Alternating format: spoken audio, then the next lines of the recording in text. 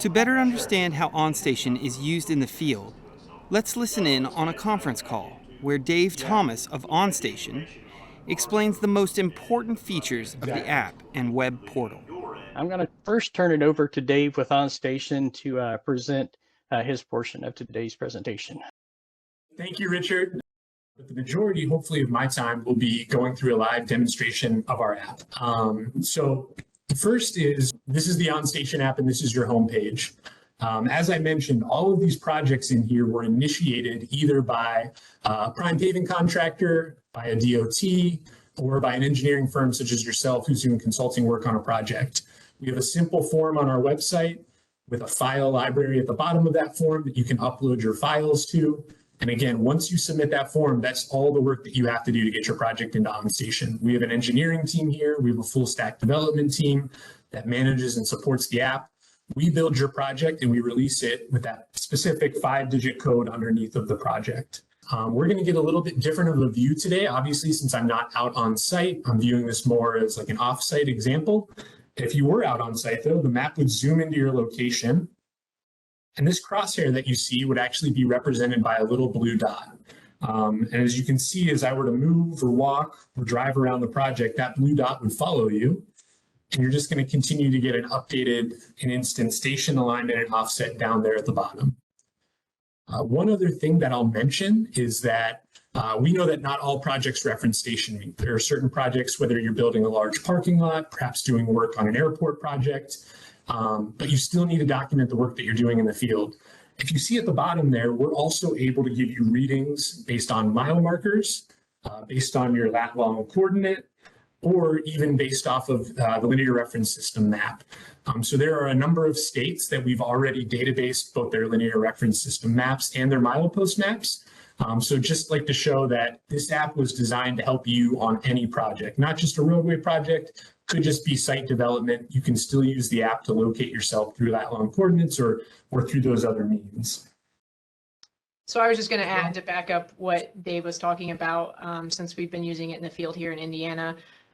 We go by the trust but verify. So technology is great to have, but you do want to make sure it's reliable. And so we have verified OnStation is roughly 2 to 5 feet accurate. We've used the plans as reference as well as GPS rovers with surveyors to ensure that we're getting accurate readings to make sure our documentation is proper. At times, Dave's right, if you're in a rural area or your GPS signal isn't at 3 bars, we'll call it, it can be up to 10 feet off, but that's on a rare occasion that we happen to have that. Most of the time it's within 2 to 5 feet, which for what we've been using it in the field has worked pretty accurately. Just to move on and show you, again, what we can do is take any of the DWG files or KML, KMZ files that represent the line work on the plans, and we can overlay those right on top of the map. So if I turn on our power lines and our edge of pavement markings, for instance, and zoom out here, you can see along the project that it's just going to overlay that information. So again, if it's inlet structures that you're looking to inspect, being able to turn on that layer and have a reference point that you don't have to look at a piece of paper and then look out into the field and try and pick out where something is just a great handy tool to have it's a better tool to know what you're looking for. I was visiting the Indiana Department of Transportation about a year ago, and I saw one of their project engineers in a panic, he had about 20 pages open on his desk, and he's rifling through them to try and give better direction to his field staff of where the inlet structure that they were supposed to be inspecting is. The grass had all grown up and they couldn't find it. And I showed him my phone and I said, look, if you were to just drop a flag, that person out in the field could route directly to where that flag is. And it would probably be a lot more helpful than being on the phone, looking at your plans and trying to communicate in that way. So again, the other thing that I like to mention when I talk about design layers is that we understand that some of these projects are living projects and that they're design builds and that new elements of construction or new elements of design or potentially even new alignments will be added. It's the same process. You send us the updated files, we make the changes inside of the app, and then all of those changes push live to the end user. So it's not like they have to delete the project and re-download it when it's been updated. It's a great point of source control to make sure that everybody has the most up-to-date plans, as well as the most up-to-date design information out on the job. So if I go to onstationapp.com, here in the upper right-hand corner, there's a Manage License button. If I click on that, And again, what I can do is go over here, and you can see here, I have a slightly different view since I'm on the OnStation team. I have a few more permissions inside of the web-based portal than others would. But this is a list of projects that we currently have in the app.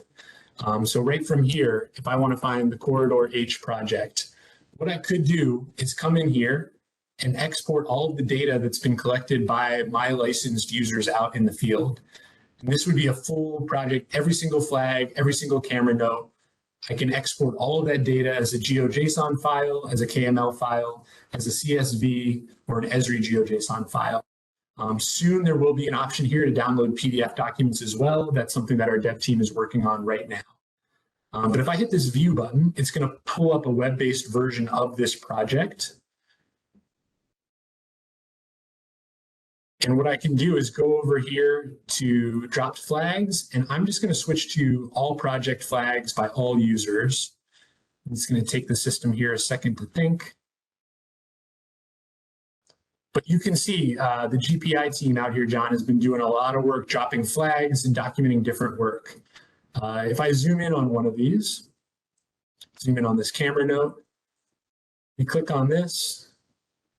And again, just like viewing it inside of the app, we get the date and time that this flag or this camera note was created, the user that did it, and then if there were written notes that JD had written down in here, they would show up in the notes section, but we get the camera note right there as well, station alignment and offset, date and time that it was taken.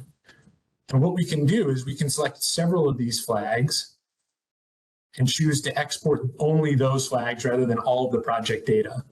There's a lot of sorting and filtering options here. There are specific tags that you can add to your flag, such as punch list or pipe install, whatever it might be that you're using to tag that aspect of work. If you start getting really organized with it, though, it's really helpful to be able to sort and filter by those tags or even enter a date range that the work was done in, just to help you narrow down on what you're looking for. But again, this is about a month old OnStation, this web-based data portal. But in my mind, this creates the full closed loop solution.